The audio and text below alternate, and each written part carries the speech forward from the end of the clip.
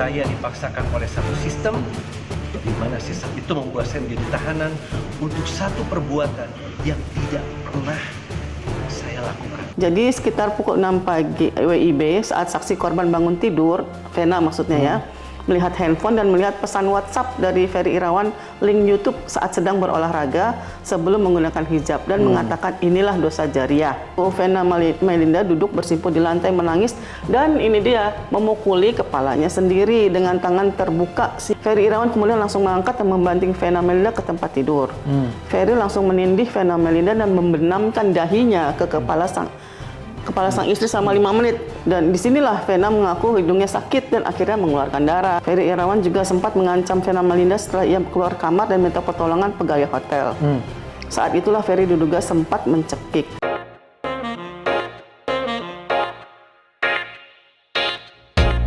Assalamualaikum warahmatullahi wabarakatuh. Kembali lagi di YouTube channel Halo Pengacara. Apa kabarnya sahabat Halo Pengacara? Semoga baik-baik saja ya. Dan pada kesempatan kali ini kembali Halo Pengacara akan memberikan informasi dan juga ulasan hukum terkait dengan isu-isu yang sedang viral di masyarakat yang menjadi perbincangan hangat baik di media sosial maupun di media massa. Dan bersama Bu Silviani Abdul Hamid kembali kita akan memberikan update terkait dengan persidangan pertama dari Mas Ferry Irawan ya, di Pengadilan Negeri Kota Kediri yang sudah dilaksanakan pada hari Senin tanggal 27 Maret 2023. Dan berdasarkan informasi yang kita baca di media sosial maupun siaran yang ada di YouTube itu bahwa Ferry Irawan didakwa telah melanggar pasal 44 dan pasal 45 ya Bu ya? Ya. Pasal 44 dan pasal 45 Undang-Undang PKDRT ya, Undang-Undang Penghapusan Kekerasan dalam Rumah Tangga yang katanya ancaman hukumannya itu kalau di media dibilang 15 tahun begitu. Ya. Namun sebelum kita lanjut menyaksikan video ini jangan lupa dukung terus Halo Pengacara dengan memberikan like, komen dan juga subscribe YouTube channel Halo Pengacara dan jangan lupa juga nyalakan lonceng supaya selalu mendapatkan update dari video-video Halo Pengacara. Bu Silvi, ini kan tadi di media dikatakan bahwa Mas Ferry Irawan ini didakwa dengan pasal 44 dan juga 45. 44 itu berarti kekerasan fisik ya? 45 itu berarti psikis gitu ya. Dan katanya diancam hukuman 15 tahun penjara. Nah, setahu kita 15 tahun penjara itu yang kekerasan fisik yang mengakibatkan matinya orang gitu ya. Artinya ini kan tidak sampai seperti itu ya.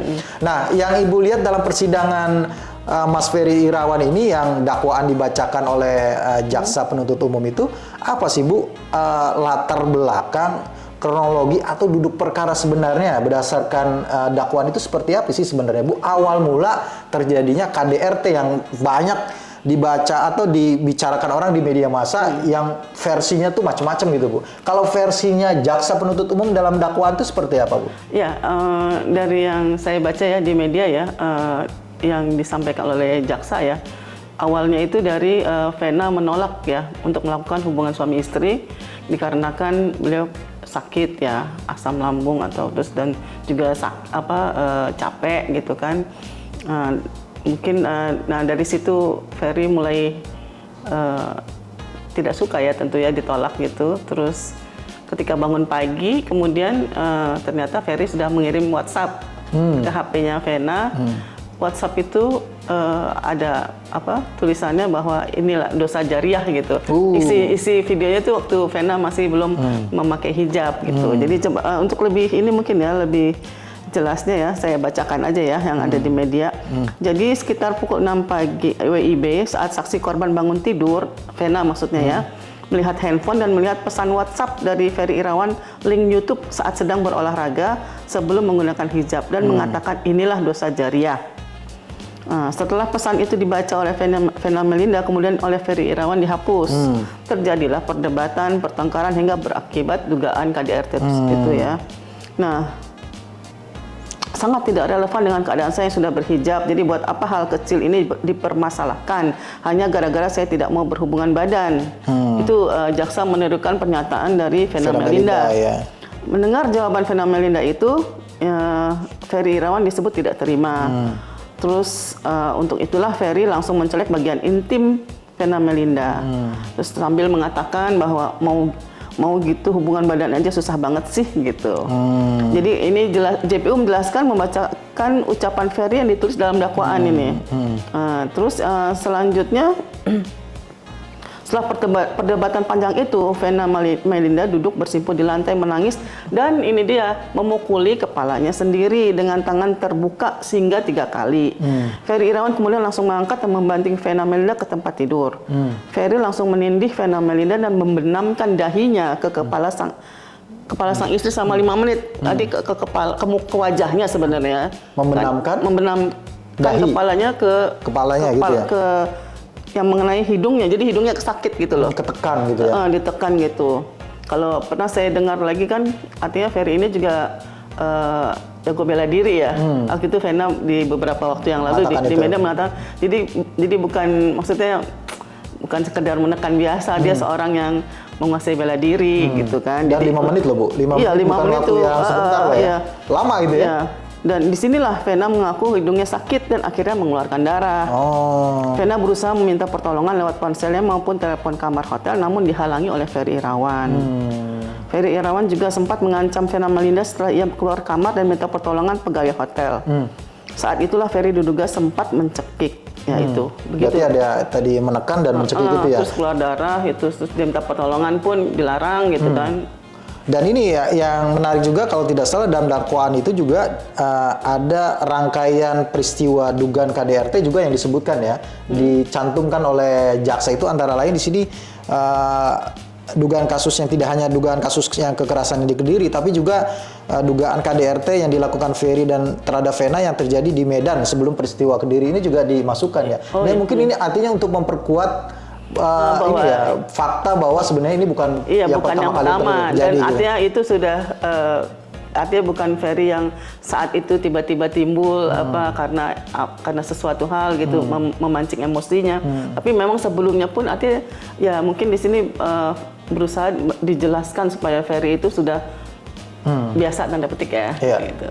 Ya ini kan selepas selepas persidangan kan kemudian Mas Ferry juga diwawancara ya dalam media dan kita saksikan di beberapa channel YouTube itu ada keterangan dari Mas Ferry yang mengaku dan mengatakan bahwa dia tidak melakukan KDRT, sama sekali tidak melakukan KDRT. Kemudian bahwa selama ini beliau diam itu karena tidak mau melawan terhadap orang yang disayangi begitu. Nah, persoalan tidak melakukan KDRT ini tentunya kan perlu juga didukung dengan bukti gitu ya, tidak hanya sekedar pernyataan gitu ya. Iya, ini menarik karena terus alasannya Ferry dia tidak melakukan itu. Artinya ini pun saya lihat di sebelumnya ya, berita sebelumnya bukan yang sidang kemarin. Itu dia pernah mengatakan bahwa apakah saya memukul atau tangan dengan tangan dengan apa tangan saya memukul atau apa gitu kan, tidak. Vena menjawab tidak gitu kan. Jadi apa yang harus saya akui gitu loh. Waktu Vena menuntut untuk dia mengakui bahwa dia melakukan KDRT. Apakah tangan saya pernah memukul? Ini enggak gitu. Jadi dia merasa tidak pernah memukul. Vena pun mengakui tidak pernah dipukul. Artinya dia tidak melakukan KDRT. Tapi jangan lupa kan nggak hanya dia dengan kepala menekan itu kan juga itu kan, dan apalagi efeknya terus berdarah dengan bukan darah sedikit ya kalau kita lihat fotonya di media ya. Dari dakwaan kan pasal 44 ya, ada kemungkinan ada pernyataan juga terkait dengan kemungkinan Mas Ferry ini didakwa dengan dakwaan kekerasan fisik yang mengakibatkan luka berat gitu ya. Ancaman pidananya adalah 10 tahun gitu ya, bukan 15 tahun begitu ya. Kemudian ada juga pasal 45 terkait dengan dugaan kekerasan psikis ya. Apa yang kemudian jaksa ini dasarnya apa gitu, bahwa bukti apa bahwa terjadi kemungkinan ada kekerasan psikis? Ya kan banyak hal ya, artinya kita juga lihat di media kan bagaimana traumanya seorang Vena Melinda gitu kan, sampai baru sekali gitu ya selama kita tahu ya sebagai artis gitu kan, tanpa make up kan, sampai berurai air mata dengan nggak ada make up di media itu kan, itu udah menandakan dan menangis terus.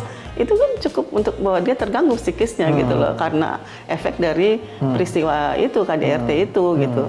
Ya sementara tapi alasan dari pihak Ferry Irawan dia buktinya ada terus di media. Artinya dia tidak terganggu psikisnya. Tapi kan nggak harus itu jadi alasan gitu. Kita bisa lihat secara kasat mata ya bahwa betapa berubahnya Vena gitu dari seorang yang artinya yang rapi, dandannya, pakaiannya, semuanya tiba-tiba ya pakaiannya biasa ya, masih tetap keren lah dia. Tapi kan wajahnya tanpa makeup itu pun saya pikir itu udah menandakan gitu. Iya, baik. Ya, ini kan juga pengacaranya Mas Ferry juga pada saat selesai pembacaan dakwaan sudah langsung mengajukan eksepsi ya, karena memang sepertinya surat dakwaan ini sudah diberikan sebelumnya ya, sebelum persidangan itu sudah diberikan, kemudian sudah pertama ya siap dengan eksepsinya.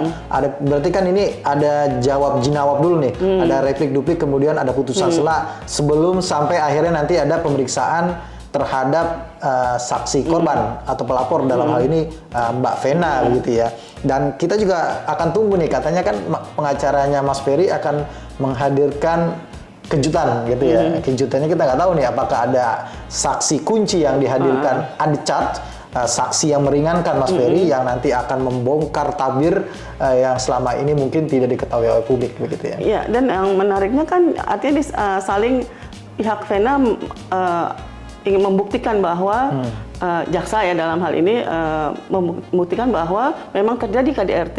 Sedangkan pihak Ferry akan menafikan bahwa tidak ada KDRT itu. Tapi yang menariknya menurut kuasa hukum Vena Melinda Hotman Paris ya, itu kan mengatakan dengan P21 itu artinya sudah ada bukti-bukti itu. Jadi sudah tidak bisa dinafikan gitu bahwa ada terjadi ya, gitu lah. Buktinya ada. Buktinya ya P21 tinggal gitu. diuji kebenarannya secara material di pengadilan. Itu aja gitu ya. Iya. Apakah yang sudah disampaikan oleh jaksa ini terbukti atau tidak bahwa Ferry Irawan telah melakukan dugaan tindak pidana kekerasan dalam rumah tangga, dalam hal ini kekerasan fisik dan kekerasan psikis gitu ya Bu ya. Ya kita tunggu sidang selanjutnya dan kita akan update apa yang bisa kita informasikan terkait dengan isu hukum yang muncul dalam perkara dugaan KDRT Mas Ferry Irawan. Makasih Bu Silvi atas waktunya. Terima kasih juga sahabat Halo Pengacara yang sudah menyaksikan video ini sampai dengan selesai. Jangan lupa terus dukung Halo Pengacara dengan memberikan likes, komen, share video-video Halo Pengacara dan subscribe YouTube channel Halo Pengacara. Dan jangan lupa juga nyalakan loncengnya supaya tidak ketinggalan update-update video-video terbaru dari Halo Pengacara. Terima kasih sekali lagi. Salam Halo Pengacara. Assalamualaikum warahmatullahi wabarakatuh. Waalaikumsalam warahmatullahi wabarakatuh.